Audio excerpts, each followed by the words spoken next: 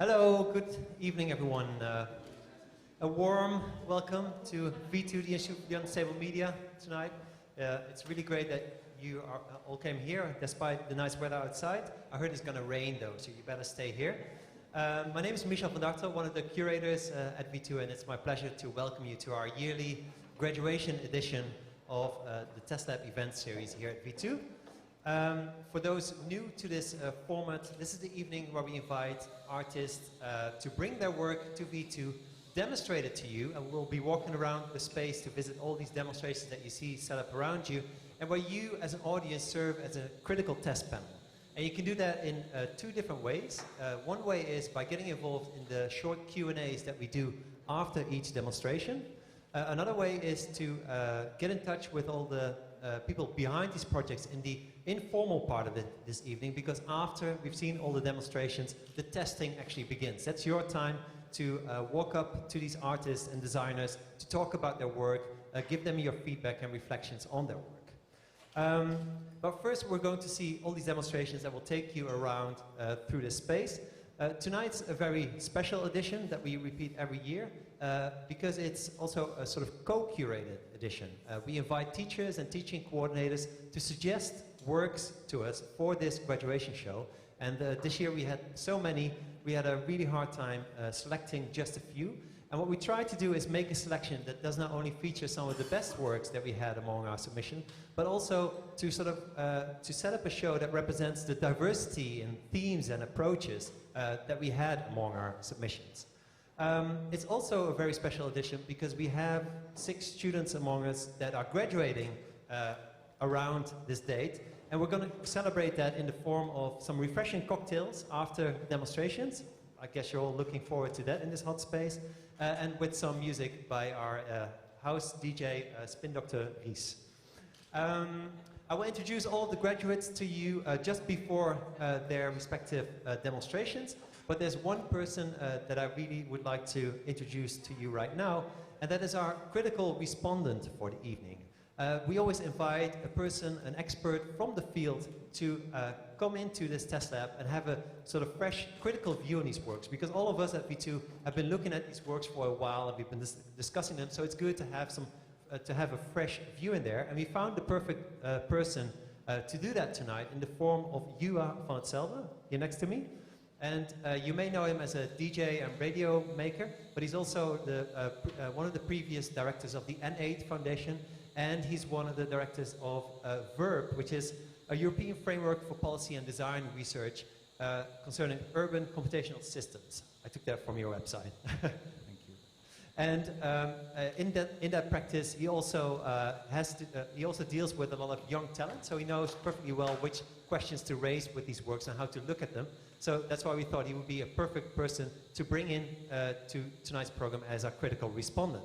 We also invite, and we don't just invite our critical respondent to open the Q&As after demonstrations, we also invite this person to do a short kickoff in the form of a statement for this edition. So I'd like to give the word to Juha to start with your kickoff.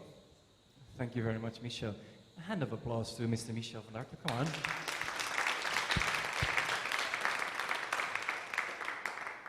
So thank you very much for this honorable occasion here. Welcome to V2. Welcome to the sauna, as you just introduced it before, which is fun because I'm half Finnish, so I'm feeling very at home here. And I will keep it super fast and brief because I'm as excited and fresh as you are about the new works here. They have just been installed, I think, half an hour ago. Some of the works only finished 5 minutes ago, like the hologram. And I think my role will be to get the conversation with the artists going, ask the questions maybe people don't dare to ask, and see if we can synthesize all these different works together. I have a background in working in between different domains. I'm more or less a researcher and blogger and a special project curator of different projects in between heritage, contemporary art, music, and architecture. And I look over the shoulders of people way more talented than I am, and then ask them questions like, so if you're developing this kind of technology there, what would it be like in this domain?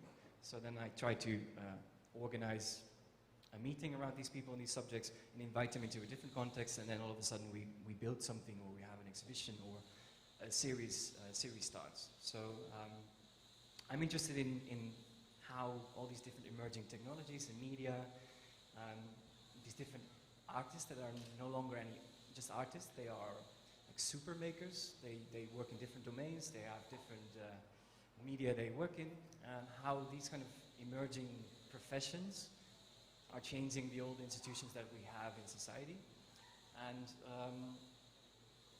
yeah, I do that in different contexts, and then try to connect that to themes that pop up in the news and around the world, current events. So I'm entirely fascinated by the new space race, for instance.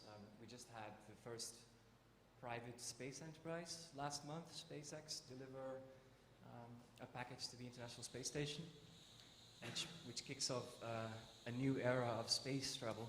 Welcome, you're right on time. Welcome to the sauna. So NASA no longer does it itself.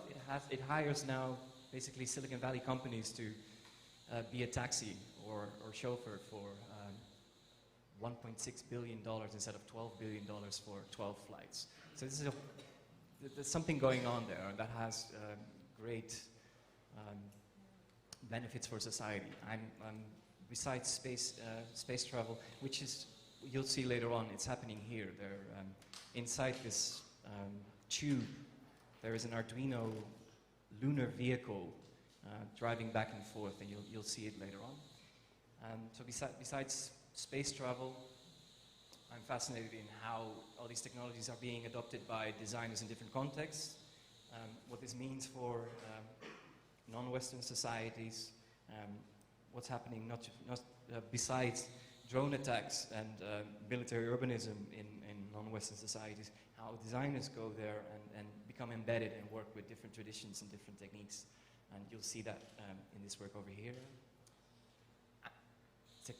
Technological abstraction, finding non-visible information, coming up with new ways of representing data and information. There are two works here. The work you hear right now is wind. There's a sensor on the roof. And it's a work that didn't have a title before we came here, but somehow I think it's called synthesized wind now. At least that's what's happening. It's synthesis of a sensor upstairs, and it's mimicking the weather upstairs. So I think I will ad hoc walk with you and Michel in between the presentations and try to come up with naive questions and see if we can come up with connections to the discovery of the Higgs boson or synthetic biology, or all these things that are happening that we see popping up in the news every week. It seems like the future is no longer just here, it's just accelerating as fast as it ever has been. So I've briefly seen these works, and it seems even artists from the future are becoming more ambitious and faster and just wonderful. So I look forward to hearing their stories, and please join in, ask questions as well. If you just grab the microphone from my hand, or I will translate it for you. And I think I will look for Michel as our tour guide. How will we proceed with this? Well, I will be the real tour guide and just wave my leaflet in the air, as you're probably used to. Thank you for the opening. This will be our first stop, the work of Joseph Popper, whose practice deals with the limits of the possible and the scope for human aspiration. He makes these tangible through film and photography, and the idea of man in space has been central to most of his work, and is also at the heart of his project that he's demonstrating here tonight, and which, on the basis of which he graduated at the Royal College of Art in London a few weeks ago, I think. Last week. Last week? It was actually last week? Okay. This year we've seen the safe return of our Dutch astro hero called André Kuipers. Joseph will be talking about the next step, the step where you don't return anymore, where space travel becomes a one-way ticket. Joseph, you can take it from me. Thank you, Michel. Good evening, everybody. Thanks for coming. Can everyone hear me okay? All right. So this evening I'm going to talk about my project, which is called the One-Way Ticket. And the One-Way Ticket is a proposition to send one person on a one-way voyage into space. And for the past year through the project, I've been looking into what sending one person on a one-way voyage means across a range of issues and different factors. And through my research, by talking to different experts, I've tried to make props and sets and contraptions with the view of presenting the scenario as a cinematic spectacle. So today, I'm presenting two pieces of work, three actually altogether. The main one being this video, which I presented in London last week for my degree show. It's the one with the final outcome of the research, which captures a series of cinematic episodes which may occur along a one-way voyage, which features me as the lone astronaut, acting out different scenarios, and most of the images are attempting to simulate a space experience, but also trying to translate some of the key themes that came through my research, such as the sight of Earth shrinking from view to disappear forever, and this sense of disorientation and loneliness, and in some cases boredom. And so accompanying the film is a set of posters here, which you're free to take away with you. The posters, they mark out a trajectory and a time frame for the voyage, which is scheduled to last 2 years. And I based the timeline on existing mission precedents and archives of plans where missions were proposed but never really took place. So it stays within the realms of technical feasibility, and then sort of with a pinch of salt kind of tails off into towards Jupiter, where just over the main belt of asteroids the mission's set to expire. So I've had a lot of fun this year really exploring something which is on one hand completely unprecedented and also unique.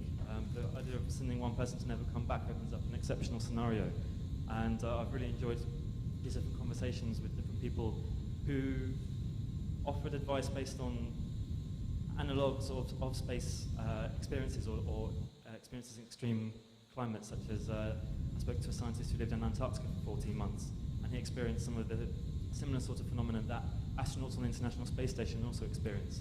A sense of confinement and monotony, and also the experience of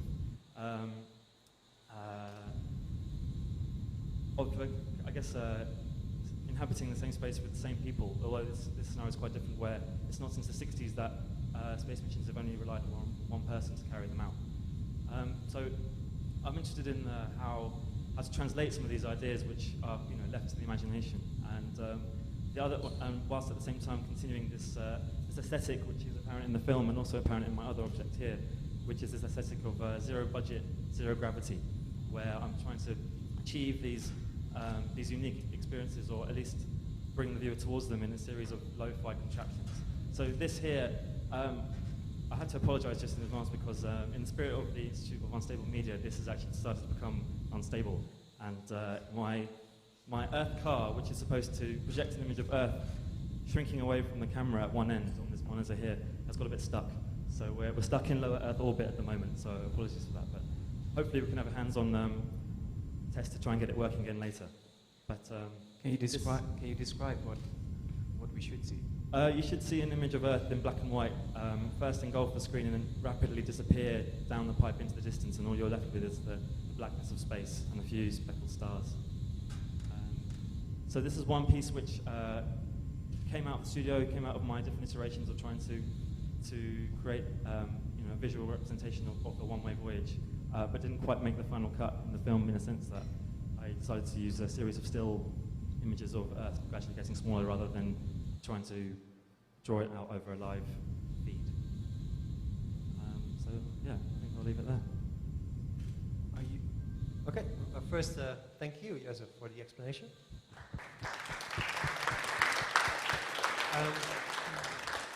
The first question goes to you. I was wondering if you see this heightened interest in space around you. Are you part of a new crest of artists working with the extraterrestrial? I guess I am. It wasn't a decision to kind of follow on a trend, but the subject of space exploration and man in space, as Michel pointed out, has been subject of my work for some time, and this project was a really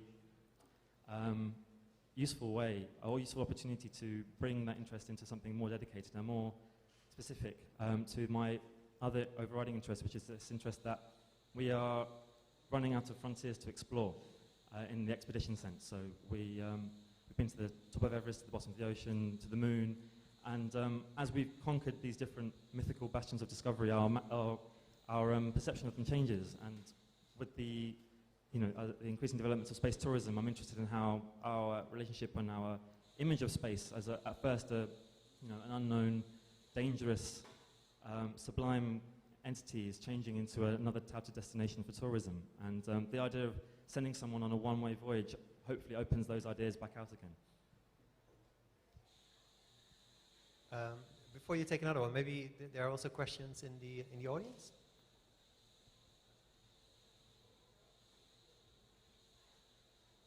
You're all just too scared for that one-way ticket, aren't you? Well, I have another one. Okay. Could you describe that feeling you're projecting in this work, that the one-way voyage and not coming back?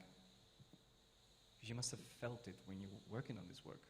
I tried to feel it. I spent enough time in that capsule to try and make the jump. But I hope I've conveyed some of the kind of key themes that I've come across in my research and some of the experiences that in our own way can relate to. But in terms of the actual film and what the ideas I want to present, it's more, I'd like to leave some room for the audience to use their own imagination. So, I mean, if you can notice, my acting skills only go so far. So I'm not looking to carry the film through a performance of a kind of very specific set of feelings. It's more presenting some of the phenomena, presenting this set of images, which hopefully can inspire the viewer to kind of meet me halfway in a way. So this is why I think it's important that I'm showing something like this, which is, very honest in its making, in terms of trying to simulate an experience of space in the same way you can see the fishing wire and you can see the kind of the polystyrene and some of the kind of the low budgetness of the props. So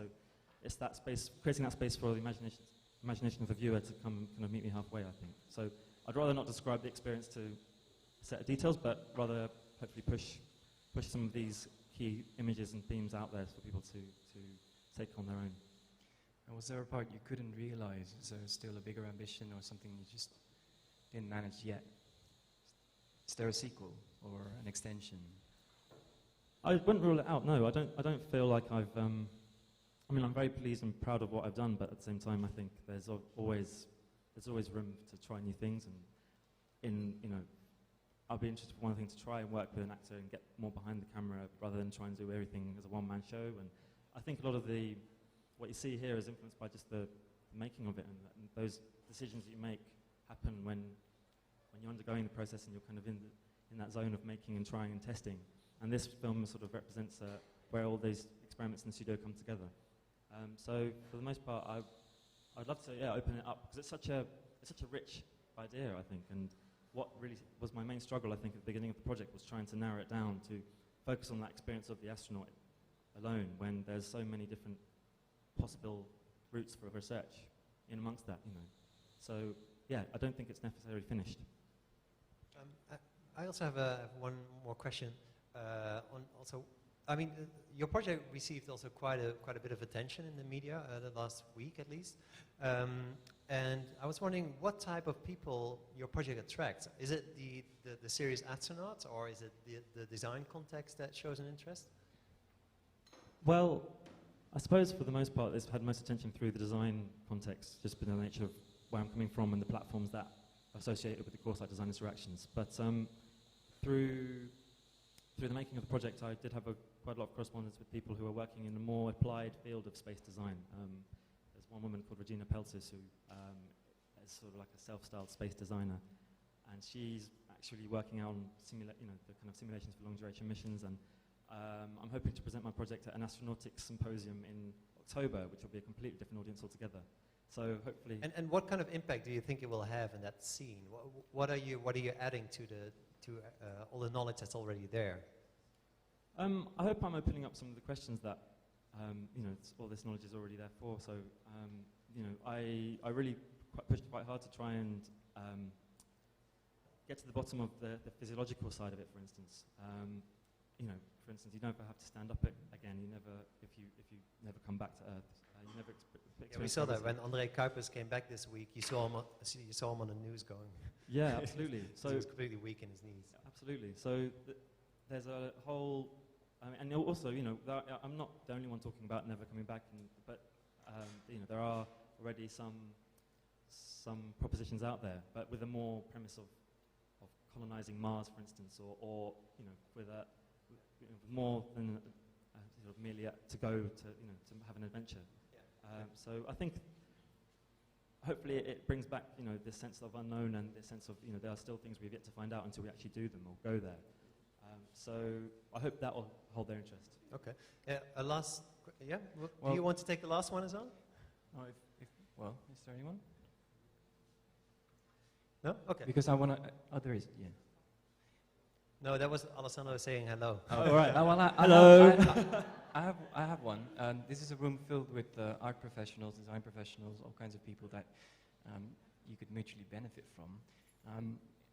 What kind of place would you like to be exhibited in next time? Where would you like to go? Is there any ideal place you would like to see with this work?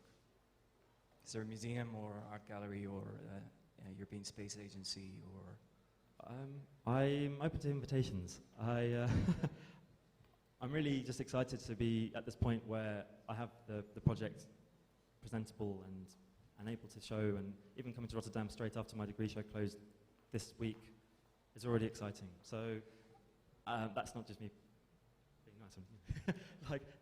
So to show in places like this, where she's, I guess, more territory familiar to me, I hope to kind of, at the end of the day, I'm making artwork and work for, out of a dedicated body of research.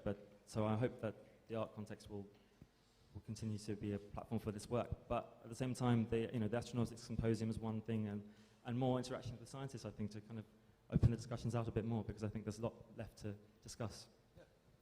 Okay. Is this going to work later on?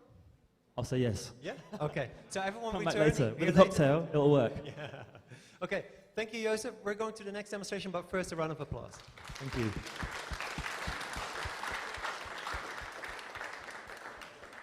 And our next demonstration will take place here, and will be conducted by Marcel van Heist, who uses design to make sort of abstract opportunities concrete, and he tries to also translate them to real-life concrete situations. By taking these designs to the people that they were designed for in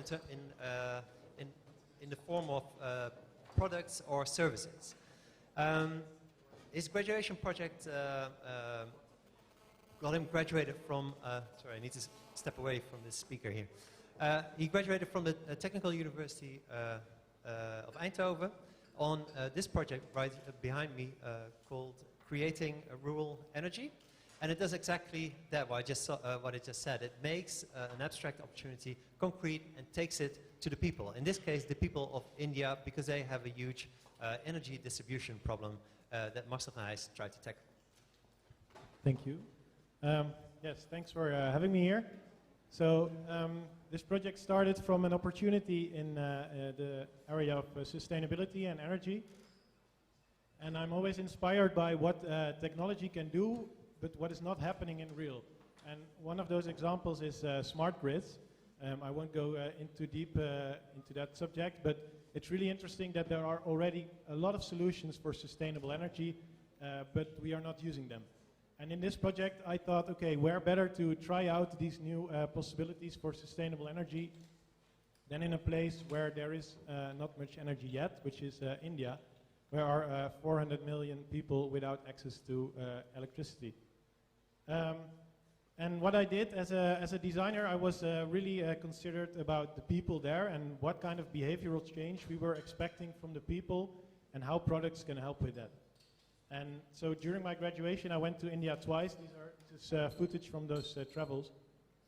What I found out in India that the way to get something out of my trips is by actually, well, let's just start with this whole smart grid thing. Let's try to implement it. And this was quite difficult. And what I found out is that as a designer, you have to not to be able to only design a product, but you have to be able to play different roles.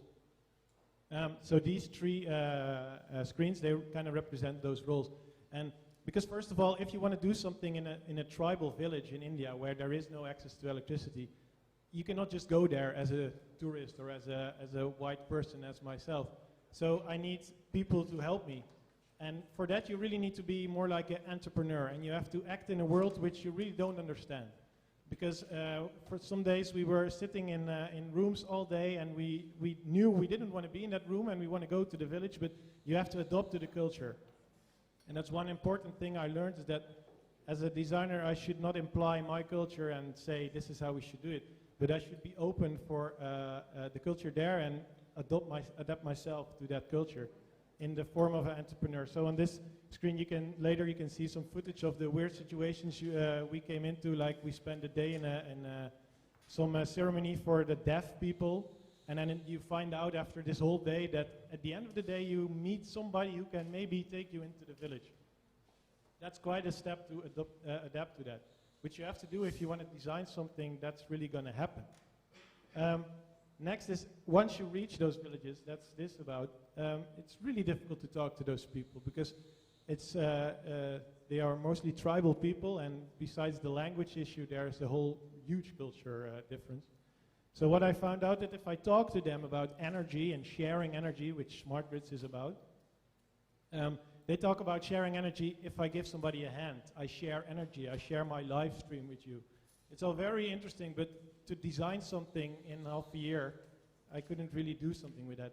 So what I found out, that I had to build something really concrete. So that's when I built this lamp, and I built it in India with the products I could buy on a local market.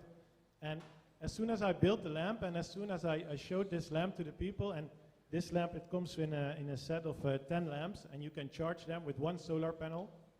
So you can only use them together, and you have to share them. And as soon as I showed this product in the village and had people experience it, my job as a designer was kind of done, because the people then all of a sudden, yeah, you can see the images later, they understand how to do that, and they can design the system in the village. They can set up the rental scheme and all those things.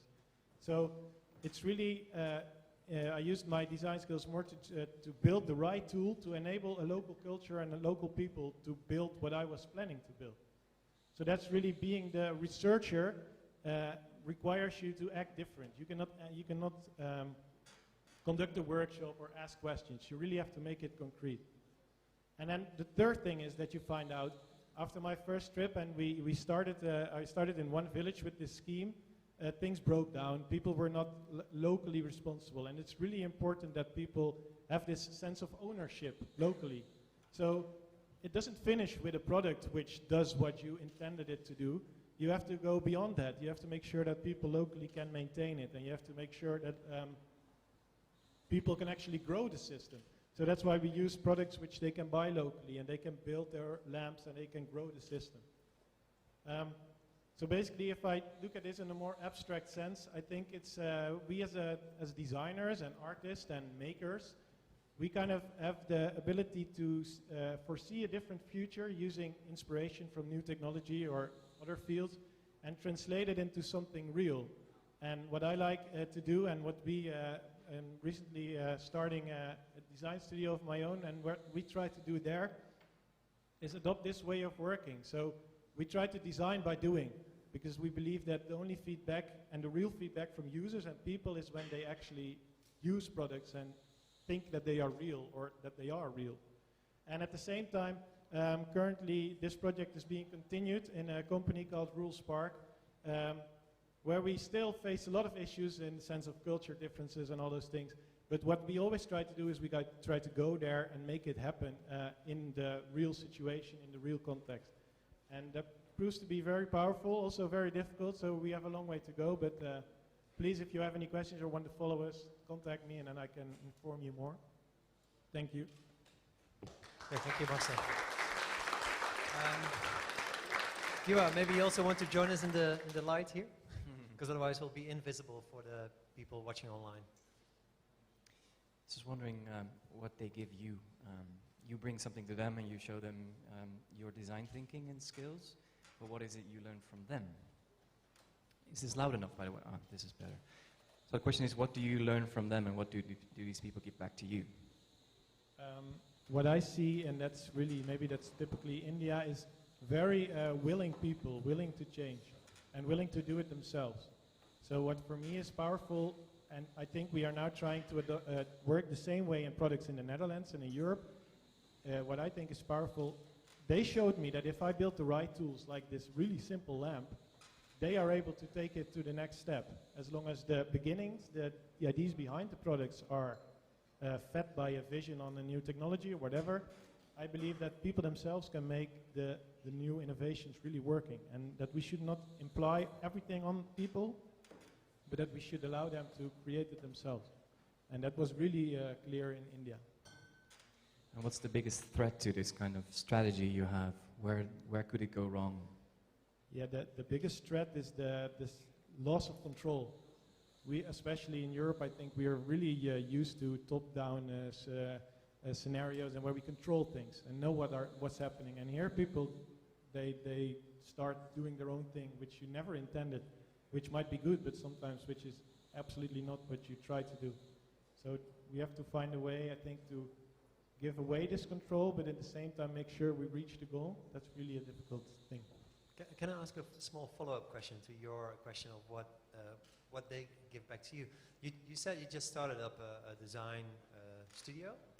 So how does this work also make a living? Yeah, that's difficult. First of all, we created kind of a spin-off, and it's really becoming a company which has a goal to earn money in the end, but it's a social product and it might take very long. At the same time, we are currently making a documentary about the process and this methodology, and we try to apply this methodology in more commercial projects. Because what I show here, we call it being your own system. So you as a person, you step in and you meddle with everybody. So you be the system yourself to get feedback and all those things.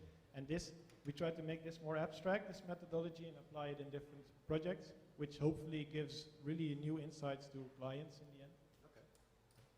Okay. Any questions among you there in the audience? Come on.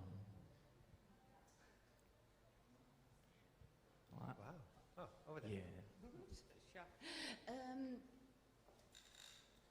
I have actually a very, maybe a delicate question for you, maybe not. Why did you go to India? Yeah, like I said, my project started from a technological possibility, which is a new way of sustainable energy, and it's really really based on numbers. India absolutely has the biggest amount of people without access to energy. Mm-hmm. And if you try to apply smart grids, which they are trying to apply in Europe, we are kind of too much used to our top-down energy and we don't want to change. And the really nice opportunity here is that you can do it right from the beginning. So you can kind of leapfrog our top-down system. I understood that one. You informed us about that. But isn't it a bigger challenge to implement it here? Yeah, I think so. So I was just wondering, did you consider to implement it here? Yeah, well, maybe it's also because of I only had half a year to do my graduation, but because for me it's fun to see how users, we are trained to design products for people, and here if you want to do something for people in the Netherlands in this field, you have to work with really difficult institution and bureaucracy and all those things, which indeed is a bigger challenge. So actually we should go there. So maybe we will, but yeah, for now I choose India. Okay, a last question from our critical respondent. Well, something super practical. What do we see here? Yeah. I mean, not on the video screens, but all the objects here, what can people see? Yeah, like the most things happened in India, so if you really want to experience it, you should go there. But what I try to display here is how a designer has to play different roles to actually do something. And the props here are the things they actually come from India, they've been used in the project. So for example here, when creating something, it's really frustrating that we are used to ordering at Farnell our parts and everything, and it's really easy. In India it's not that easy, and you buy a LED and you have no idea what it is. So I'm trying to display that here, this technical difficulty.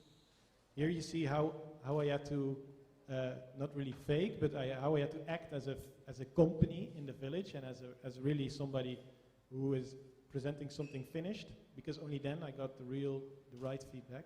So here maybe it's nice to see later that we really made the entrepreneurs who join our scheme. They had to sign a contract and everything, and we give them like a plastic identification card. It really gives a sense of responsibility for them, and it's nice to see some of the birth dates. You have to check them out. And here you see all the things. If you go to India, like I said, sometimes you spend the whole day at the Deaf Institute, and you get the award for that. We have no idea why, but I mean, we just go along. And you need to sign contracts, a lot of them, to actually do something. So that's really what I tried to show here. Okay, thank you very much. Thank you. Thank you, Marcel. We're going to our next demonstration right back in the middle. And I don't know how that works for you guys, but I hardly ever deal with superstition, except for sometimes that I don't take the way under the ladder, but walk around it. But when Shing Tat Chung started explaining to me that he was trying to make money off of it, it sparked a new interest in me. And Shing Tat Chung is an artist designer whose work explores the often ignored effects of superstition on societies and infrastructures. And in his graduation work, on the basis of which he graduated at the Royal College of Art, the work's called Superstitious Fund. In that work, he's exploring where the sort of soft world of superstition hits the hard, cold world of money. Shing? Hi.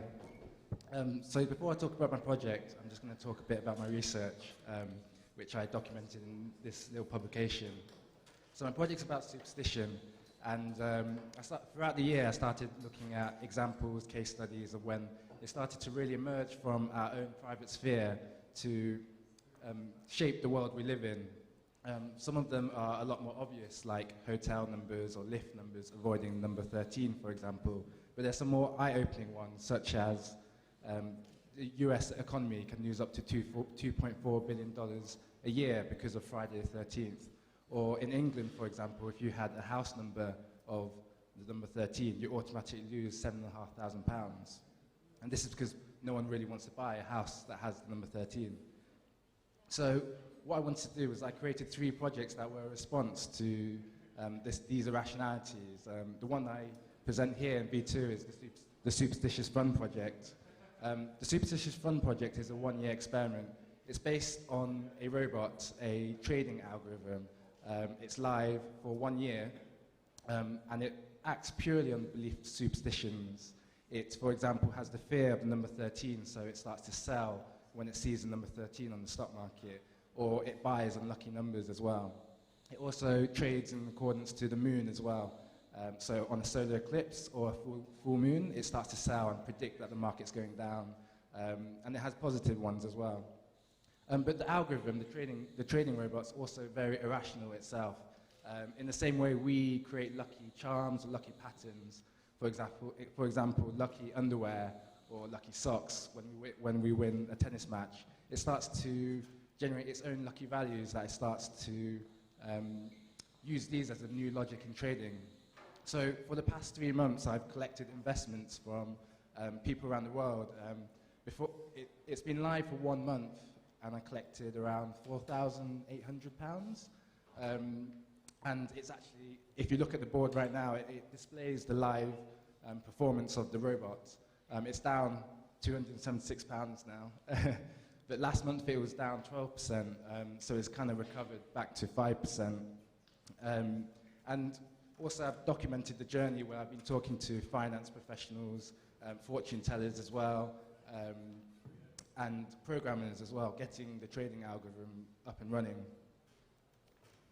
And you can see here the location of the investors as well, the performance of the algorithm. You can see it's made about 52 trades in the past 1 month, and you can see the way it's going. But yeah, and I've also mimicked that of a fund manager. I've had to give out contracts, certificates, brochures to get people in as well. And there was a £2 minimum to join this experiment. I was inviting people to join in to see what this turns out with. And the balance will be redistributed back after the 1 year. Are you outperforming the stock exchange at the moment? That's something I want to kind of look into, like compare my robot with index strategies. This is not bad. It's okay. Yeah. 5% is not bad, yeah. Minus 5%. But yeah, definitely comparing is the next step. I think we should come into the light. Yeah, sorry. Okay. Are we in there? Well, yeah, go ahead. So what do you think of computational finance and algorithms? Algorithms replacing bankers, traders? Yeah, I mean, it's a very controversial topic, especially now. There was a flash crash, for example, in 2010, where basically algorithms caused this huge blip in the stock exchange, and we still don't know why or how it happened, but we just know it was caused by algorithms. And that really interested me, especially with technology operating very mysteriously, and that's why I chose for it to be superstitious. Yeah. Well, and it happened with Facebook recently as well. Lost 40 million out of nowhere. Oh yeah, exactly. Yeah. Was that because of superstition as well? It was a robot going wrong. Are there any questions in the audience about this project? Anybody in Are finance? you buying stock, guys? Yeah. Come on.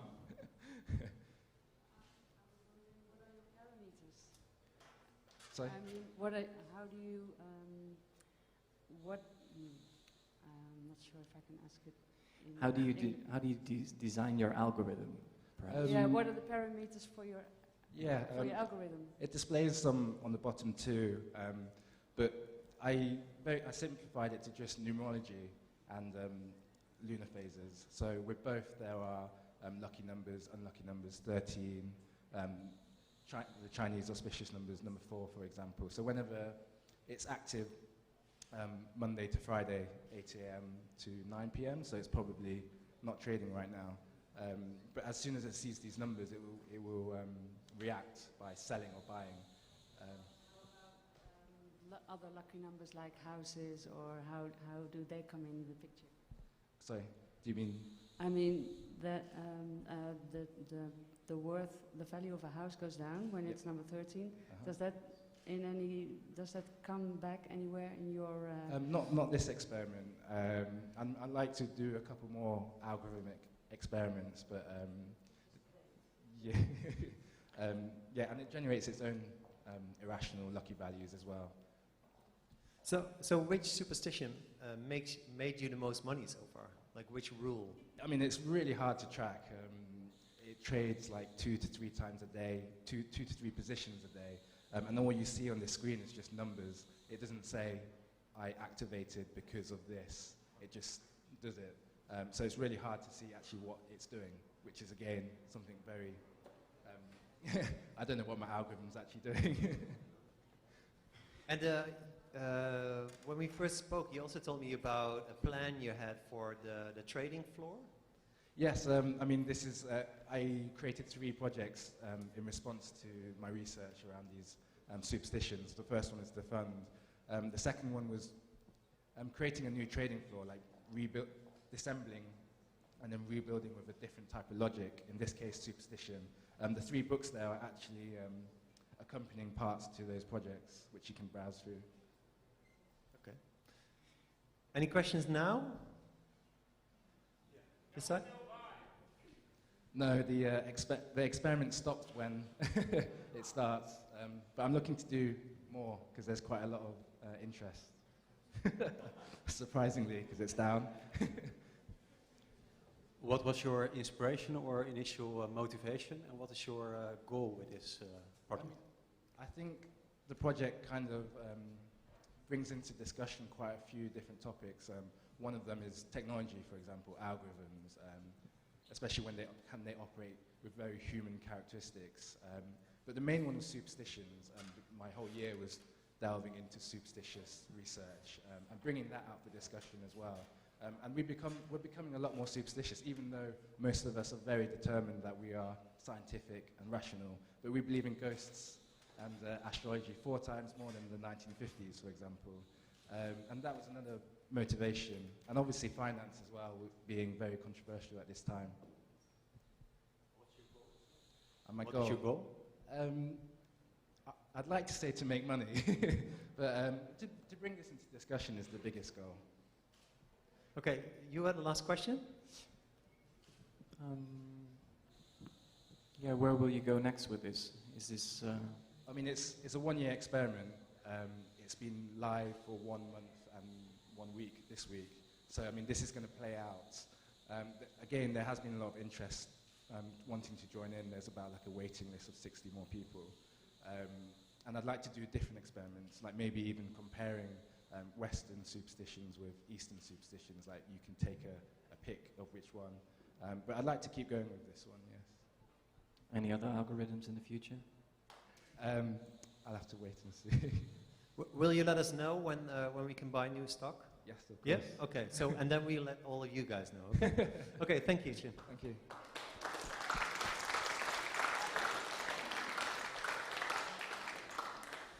Okay, next to me is Tomas Navarro, a cinematographer that felt somewhat stuck in his cinematography profession, is what you see, your bio said.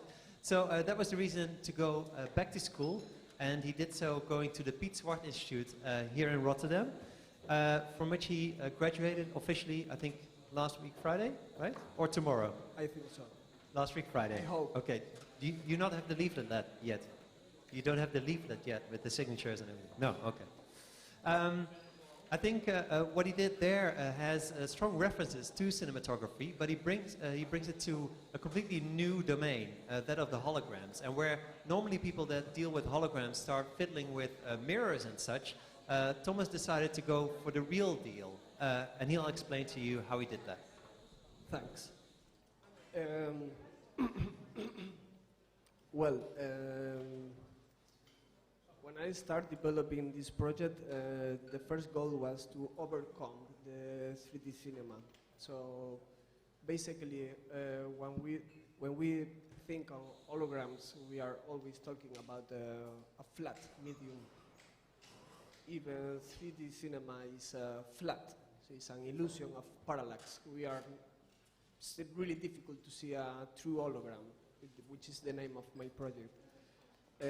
Soon I started to analyze how I can do it by myself, which is mostly the approach I really use to apply to my own research, is things that I can do alone at home. As you can notice, I decided to move to very common technologies, do-it-yourself technologies, a really easy approach to apparently difficult machines. I realized that, of course, if I want to achieve a 360 projection, I need a surface to project. Then it comes the idea of the smoke. The name of the work is True Hologram. These two words are really important. True, because you can surround it and touch it if you want. Nowadays, the true holograms, 360 holograms, normally are inside a mirror cage or are really complex apparatus. So that means that you cannot touch them. They are not in our world. So I want also to overcome this and make the real hologram, the hologram that we know, the Star Wars hologram, which is a standalone projection that is in front of you. So here we go. Basically what I did is apply very simple optic tricks. As you may know, the projection of smoke is quite old. It's like 200 years ago. So I decided to research on this and try to go to the 360 projection, try to rebuild the parallax of our vision in this device.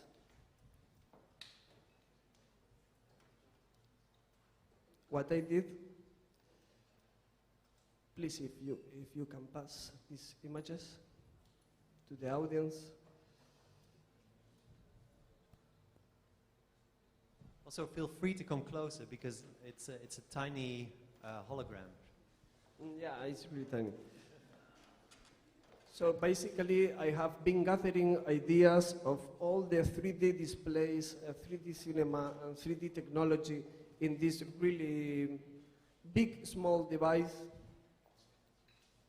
If you can see the slides are performing the depth of field of the images. So I'm proposing a multifocal plane image in a column of smoke, which reveals the 360 previously taken photograph.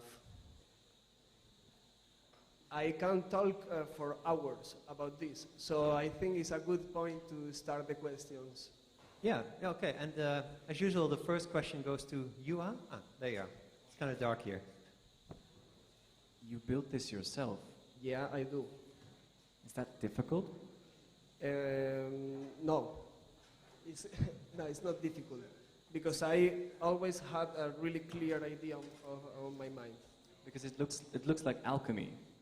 So could you explain what the different parts are? Okay, so people know what they're looking at. The core of the machines are these do-it-yourself beamers. They look fancy, but actually it's really easy. It's plastic lenses, a magnifying glass, and a slide in the middle. It's the old magic lantern. The big problem for the 360 projection is, of course, you need a refraction if you want to isolate the volume of the figure. I realized soon that I can use the cubes or prisms or any kind of glass that refract light in a certain angle. So basically the function and the process define the object. I really started with these simple beamers. That's amazing. Is there anybody who has a question for him? Yeah. Could it work with moving images? Well, my goal for this year was to do moving images on it, but of course the still image and the go to 360 was so intense that I discard the idea. I know the theory, so yes, I can do it. But of course it's a problem of resources, money, people, because yeah, I have the skills to do that. But I don't have the skills to go electronics, which is the second step. Be analog moving. I had an old design, like some months ago, of build a zoetrope, the classic zoetrope, in this way. Could be done, but maybe it's pointless, because there is a better technology than the zoetrope, which is a machine like 400 years ago.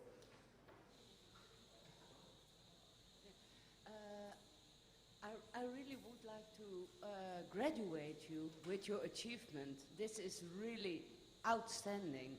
A month and a half ago, I visited a research group in the University of Groningen who've been trying to achieve something that could be close to what you did. And with a team of 6 persons working for 1.5 years, they didn't come any close. So I'm really, really impressed. Thank you. Thank you. And I would like to meet the guys. Yeah.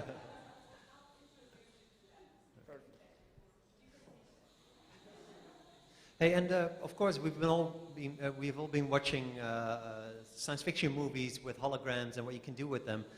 So I can think of a few implementations for this. But what are the kinds that you are most excited about? Image movement. Of course, my goal is to build the 3D display in movement.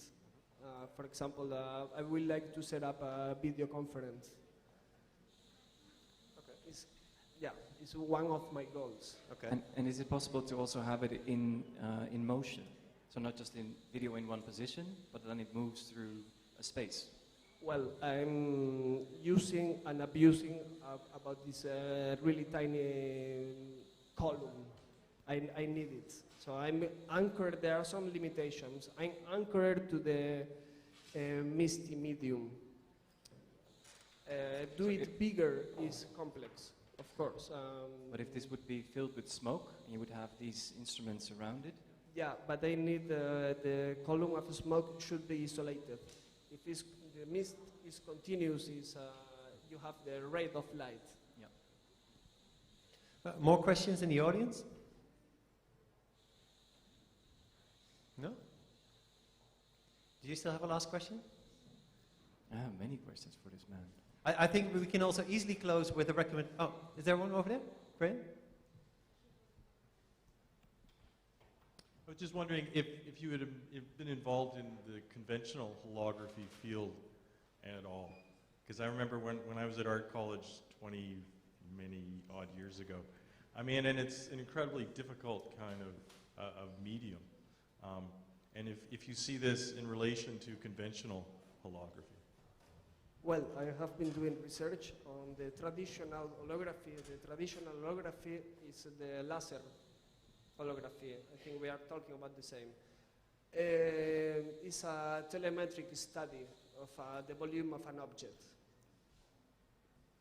If you see the source image, I'm also working with this. It's a telemetric study. Of course, I'm not using the super precise tool like the laser beam that refracts and is able to record precisely the volume of an object. I think the laser holography is going to be overcome for stereoscopic cameras like the Kinect. It's really useful. You can plug it in your computer and you are able to record faithfully the volume of an object. Okay. I would like to close with an invitation to all of you in the back to have a close look at this, because the closer you get, the more impressive it is. And I would like to thank you again, Thomas, for answering Thank you very much.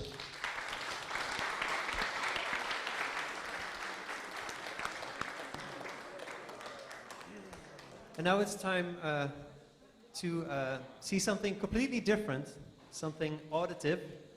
The person who's going to demonstrate this is Marcel Vries, whom I actually know from an artist collective that is known for making very big, clunky machines to do useless or almost useless tasks. For instance, I saw a big machine that made that took a whole detour to have a tea bag dipped in your teacup. So I was surprised to find out among our submissions that Marcel de Vries' solo work actually deals with very subtle natural phenomena.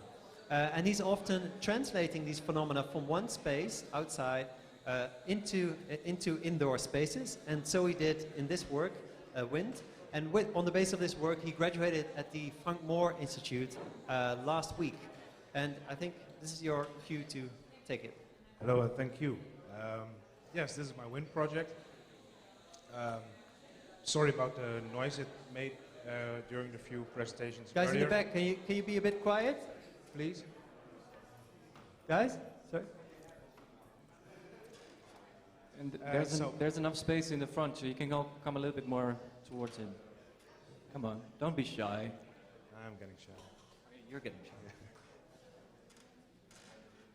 Sorry for the noise you heard earlier through all the presentations, but you can see also on a different way, and that it was actually a breath of fresh air blowing through the exhibition space, because, well, as you have noticed as well, there is hardly any wind outside.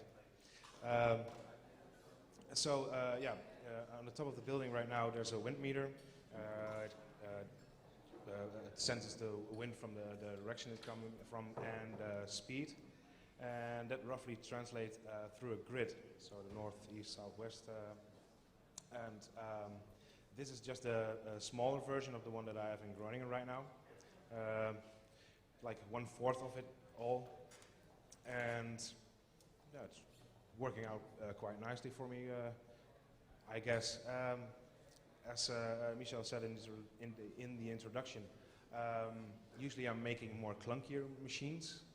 I actually think it still has that clunkiness. But yeah, it's not that robust as it always is, and which I actually like. Getting a small detail, finding that something in nature, and trying to translate that into something I enjoy. That is those small natural occurrences that I really. What is happening now? That's the wind. So everybody. Yeah, actually, yeah. I wish we could feel it. Why did you decide not to use speakers and not little fans? I did that last year, and it wasn't really my thing. Everything was starting to progress more and more into sound, and yeah, I was already doing that, so this was actually my logical step to take. Do you have questions? How does it work? The long version? Short version. Wind meter on roof.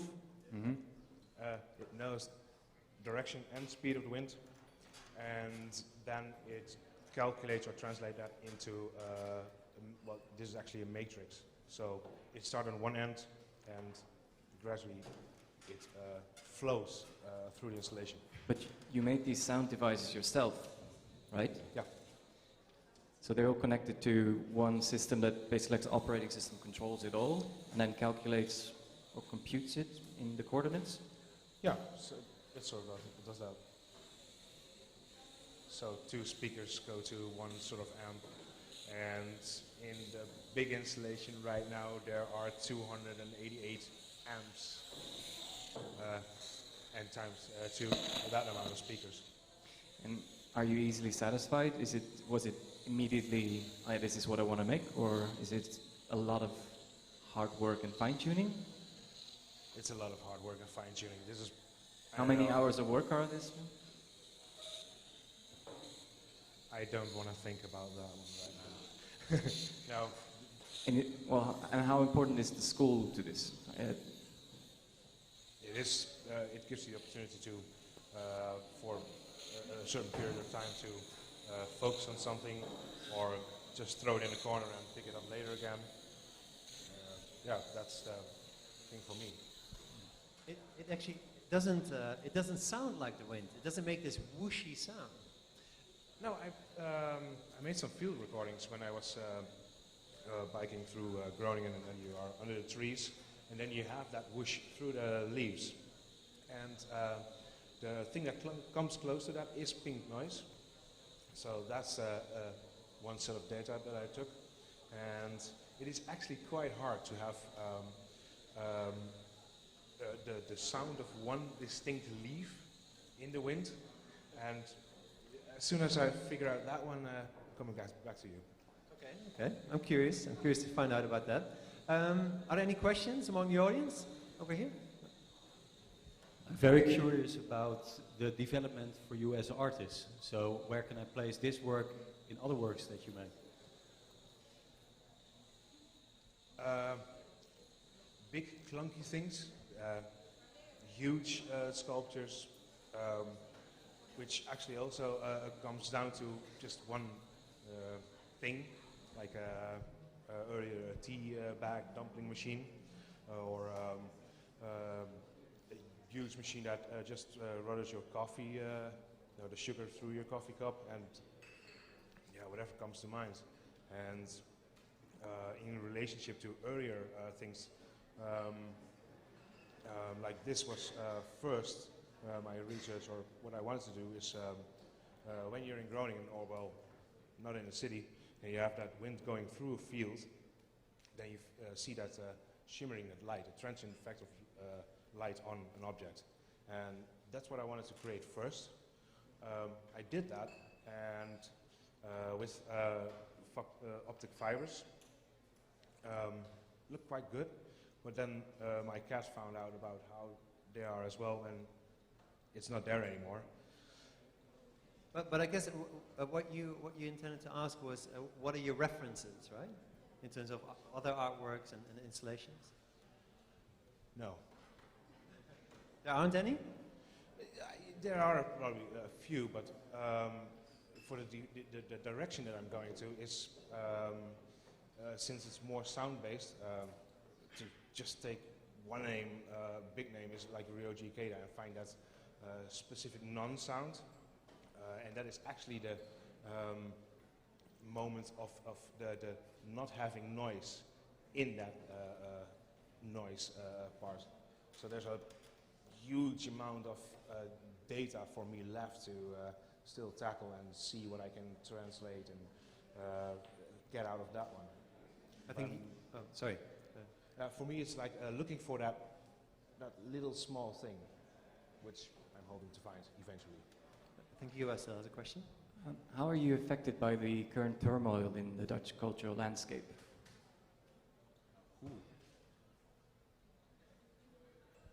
Not?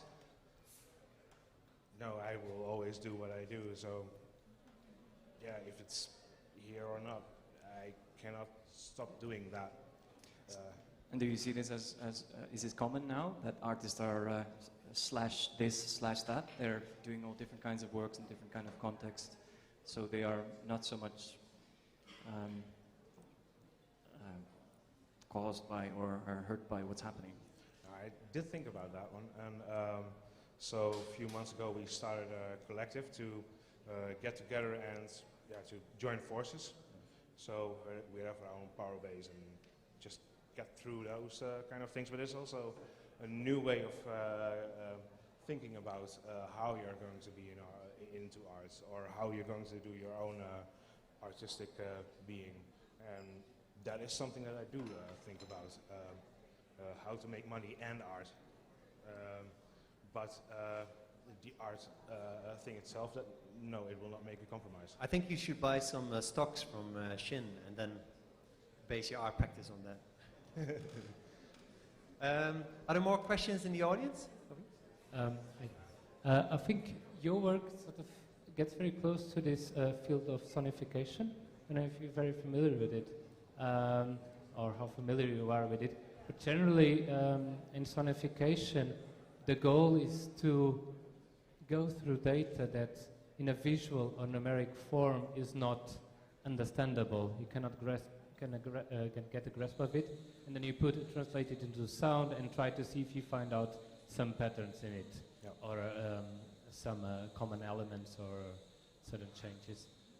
But that's not what you're trying to do here. Or does it get any close to that aim? Or the way when I'm actually working on the field itself, it is coming close to that. Like for me, it's like because I'm looking for that way of a wind is traveling from point A to B, and how that is traveling. And if you're in the studio and you have this huge amount of speakers around you, then you're just playing, okay, this maybe is how wind looks like, and you're finding your way with that, and that has an amount of time, and etc. etc. Yeah, but you're not trying to get to, say, scientific results, or sort of get conclusion of this sort of chaotic phenomena that with the wind's speed and direction. No. There's science and there's art. That's a pretty strong statement, but that's how you see it. Yeah. Is there anyone who wants to argue with that? No? What, later? Yeah, at the bar, okay. Okay, a wrap-up question, or? What's the next step for you? Making it bigger. How big? Huge. Okay, give us an update when we can see the big version somewhere. Will do. Okay, thank you, Marcel Vries. Thank you.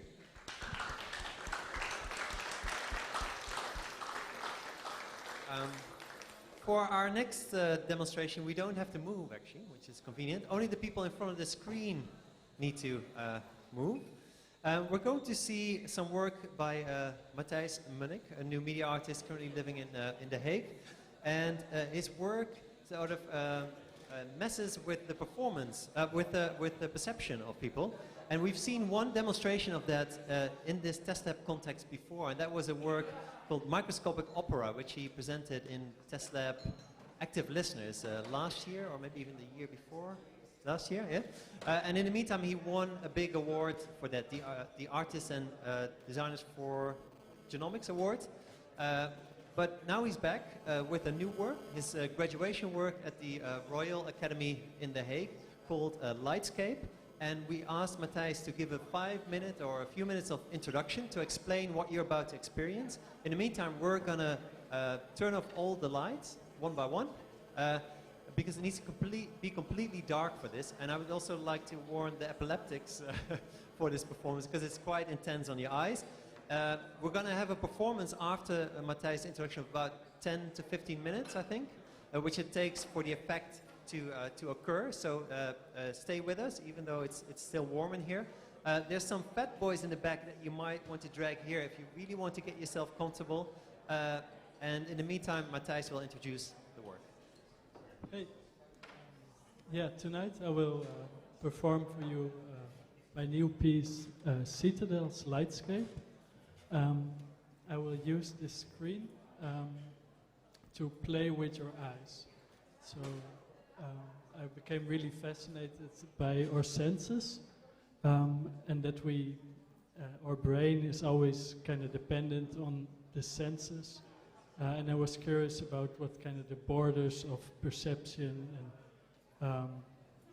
and I got really inspired by Brian Geisen's Dream Machine, which is this rotary light device that you look at with your eyes closed. And it's a specific frequency that after a while you start seeing all these weird patterns and swirls, and this was in the 70s, so they liked it. And I also was very intrigued by this, and I built a version. I programmed something to test it out, and I saw that it not only worked for the brainwaves, but it also had a specific effect on the eye.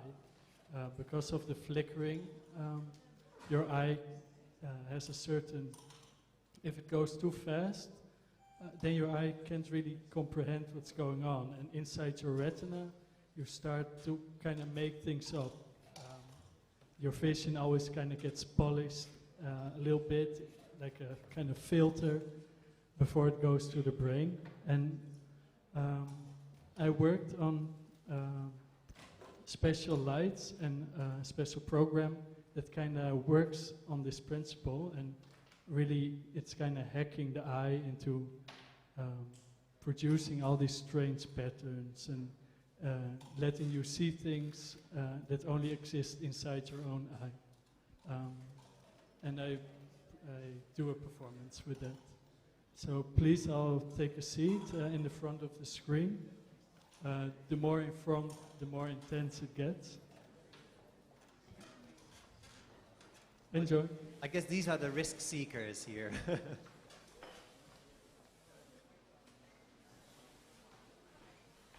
Okay, do we have everything else off? I think so. All of the other installations are off. Which means, Matthijs, that we're ready.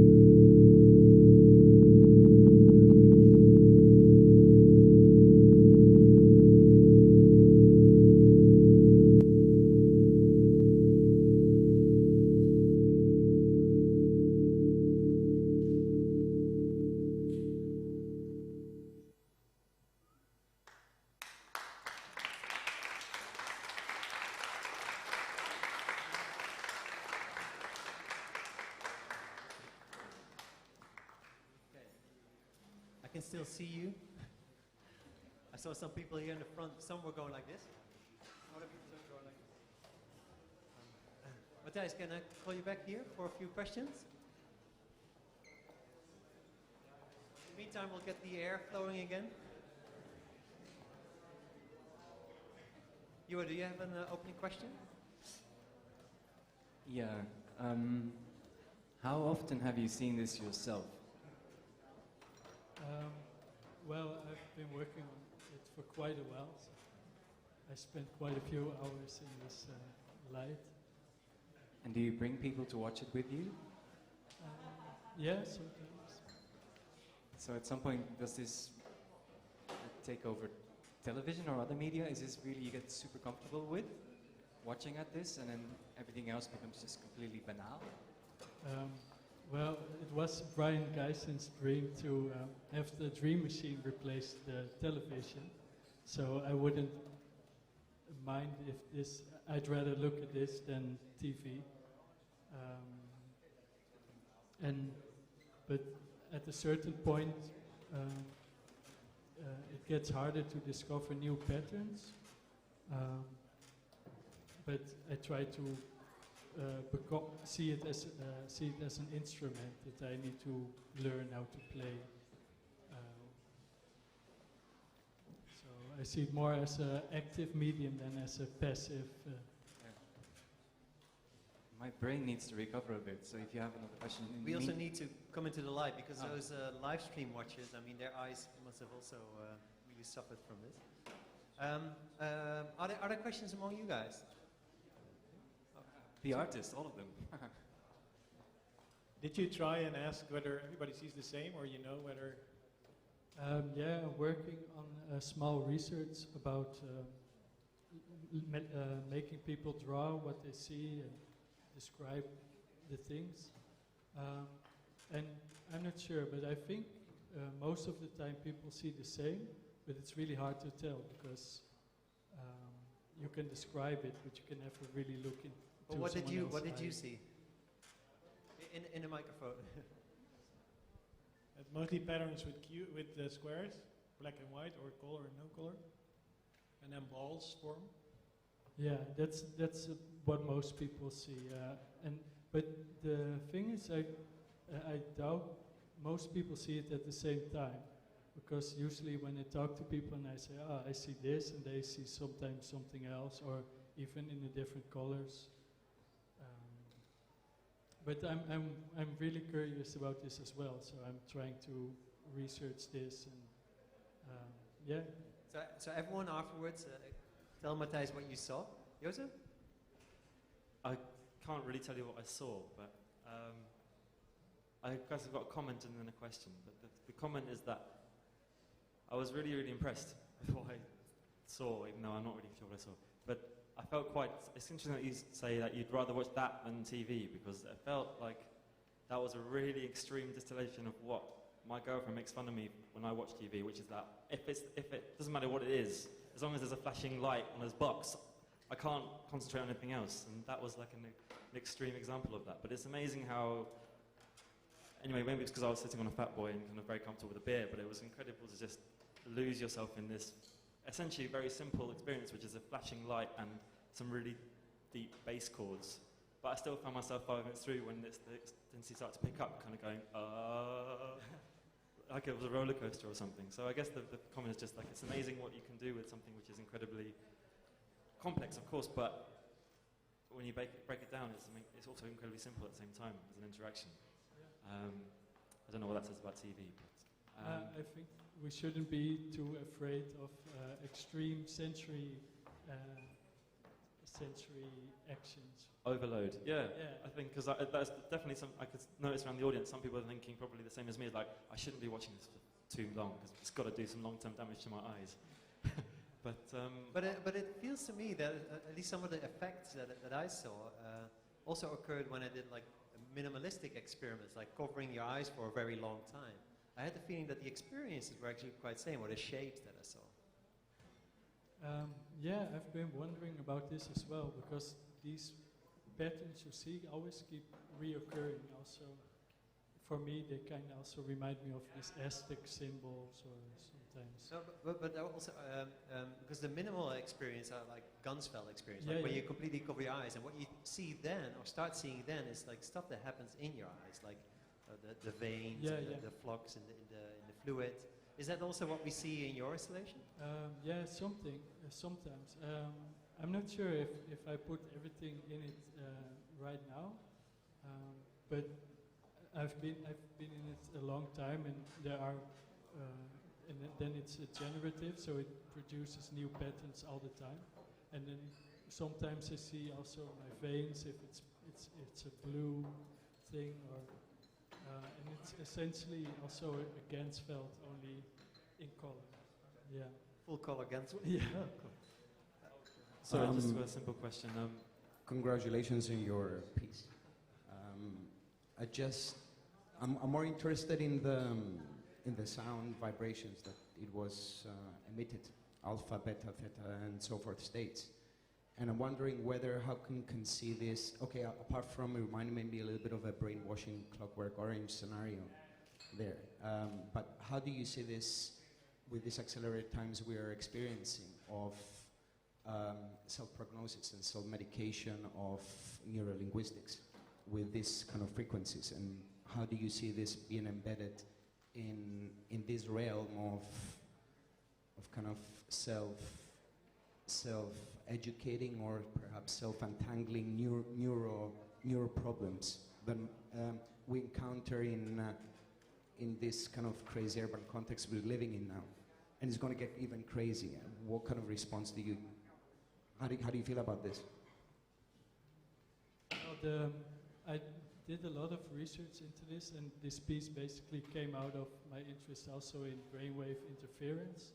And then I looked at these brain machines, which are basically sunglasses with LEDs in it that flash.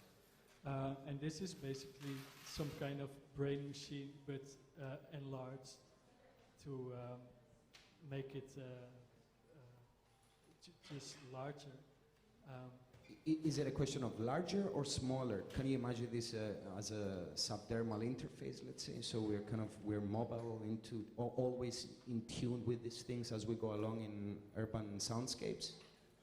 Can you envision these kind of scenarios? Well, I really think it should only go bigger and bigger, because there's really a difference, because I didn't get as intense an effect of the small LEDs on the eyes, because somehow you can't really trick yourself into thinking it's really that big.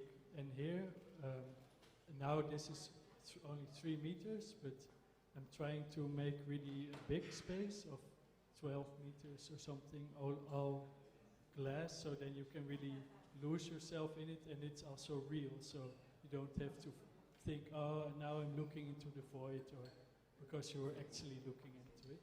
Yeah, that is the case, right? If you look to the right or left for a second, the effect seems to sort of diminish, right?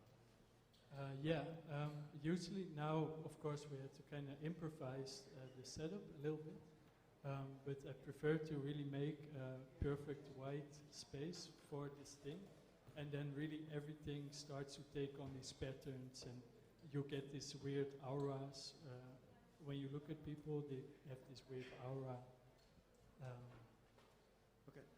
As we started the session, also the last question goes to you. Well, this shouldn't be the last one, so let's do another one after this. I was just wondering, how would this be without sound, or how is it without sound? The sound is really added.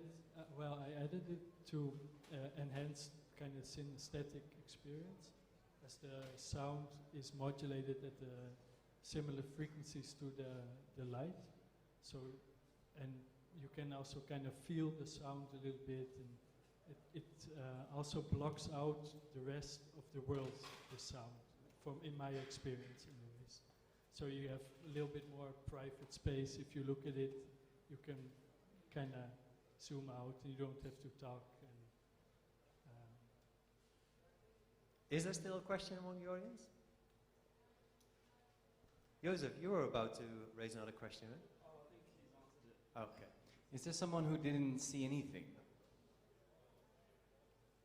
Can you be blind to this, or could you be deaf to this?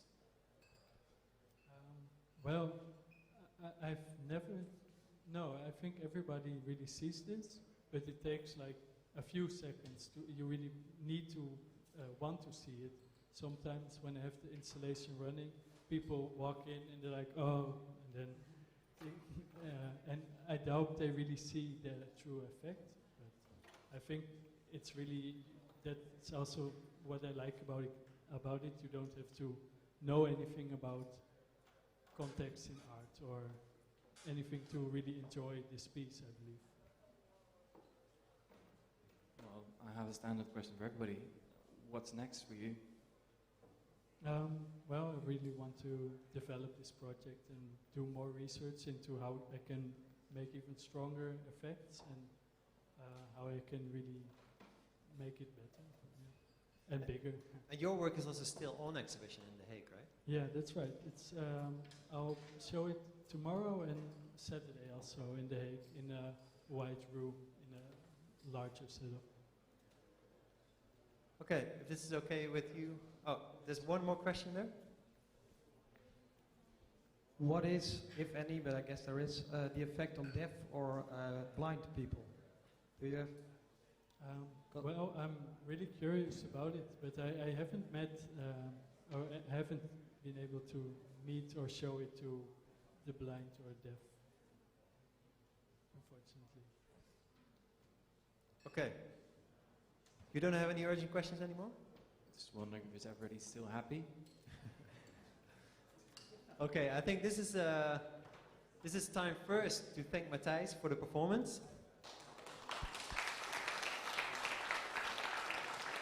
And then this is the end of the demonstration session, but that definitely doesn't mean it's the end of the evening. This is actually the start of the testing for you. This is where you go and visit all these projects that you've just seen demonstrated to you, to have a closer look, to talk to the people behind these projects. We'll turn this work on again. Thomas will show his hologram again. Josef's movie is gonna play again. So have a look around and talk to these people. But not before I thanked our speakers for tonight. Shing, Josef, Thomas, Matthijs, Marcel, and Marcel. Many thanks for coming over here to present your work. Also many thanks for helping us in the build-up. And sometimes that was not easy at all because some of these works are still on exhibition somewhere else. Some of these works had to be shipped here. So I want to another round of applause for all of them, please. I would also like to thank our critical respondent for the evening, Joa van der Selby. Great job. I would like to thank all the teachers and teaching coordinators that have been submitting works for this show, because without them we wouldn't have a great show like this, of course. Also, I would like to thank our crew for helping building up tonight, especially in the context of another show that we actually will be opening again tomorrow, the Piet Zwart Institute graduation show, which will open at 7 in this very space. So we have a long day of rebuilding tomorrow, and the title of the exhibition is Exception Handling. So if you haven't had enough yet tonight, come back tomorrow at 7 for another opening. Also, I would like to thank two people of our crew in particular that we're saying goodbye to after tonight. They've been involved in producing these test labs for a few years now, I think even. And it's Alessandro right here, our system administrator, who's done the streaming of these events, and Ivana over there. Please come over here. Who has been the link between the curatorial team and the production team for many years already.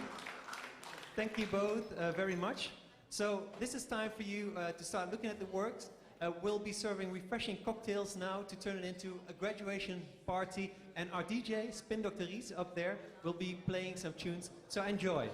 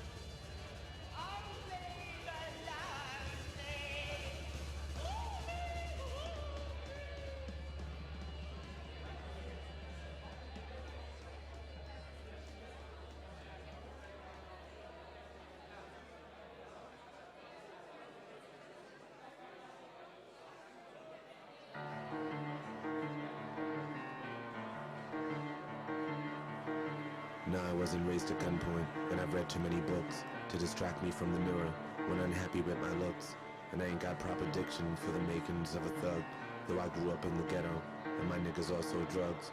And though that may validate me for a spot on MTV, or get me all the airplay that my bank account would need, I was hoping to invest in a lesson that I learned, and I thought this fool would jump me just because it was my turn. I went to an open space cause I knew he wouldn't do it. If somebody there could see him, or somebody else might prove it. And maybe in your eyes, it may seem I got punked out, cause I walked a narrow path, and then went and changed my route. But that openness exposed me to a truth I couldn't find in the clenched fists of my ego, or the confines of my mind, in the hipness of my swagger, or the swagger in my step, or the scowl of my grimace, or the meanness of my rep. Cause you represent a truth, son, that changes by the hour. And when you open to it, vulnerability is power. And in that shifting form, you'll find a truth that doesn't change. That truth's living proof of the fact that God is strange. Talk to strangers when family fails and friends lead you astray. When Buddha laughs and Jesus weeps and turns out God is gay. As angels and messiahs love can come in many forms. In the hallways of your projects or the fat girl in your dorm. And when you finally take the time to see what they're about, and perhaps you find them lonely or their wisdom trips you out. Maybe you'll find the cycles end, you're back where you began. But come this time around, you'll have someone to hold your hand, who prays for you, who's there for you, who sends you love and light, exposes you to parts of you that you once tried to fight. And come this time around, you choose to walk a different path. You'll embrace what you turned away and cry at what you laughed, as that's the only way we're gonna make it through this storm, where ignorance is common sense and censorship the norm, and flags wave high above the truth and what you never touch, and stolen goods are overpriced and freedom costs too much, and no one seems to recognize the symbols come to life. The bitten apple on the screen, and Jesus had a wife, and she was his Messiah, like that stranger may be yours, who holds a subtle knife that carves through worlds like magic doors. And that's what I've been looking for, the bridge from then to now, was watching BET like, what the fuck, son, this is foul. But that square box can represent the sphere that we live in. The earth is not a flat screen, I ain't trying to fit in. But this ain't for the underground, this here is for the sun. A seed a stranger gave to me and planted on my tongue. And when I look at you, I know I'm not the only one. As a great man once said, there's nothing more powerful than an idea whose time has come.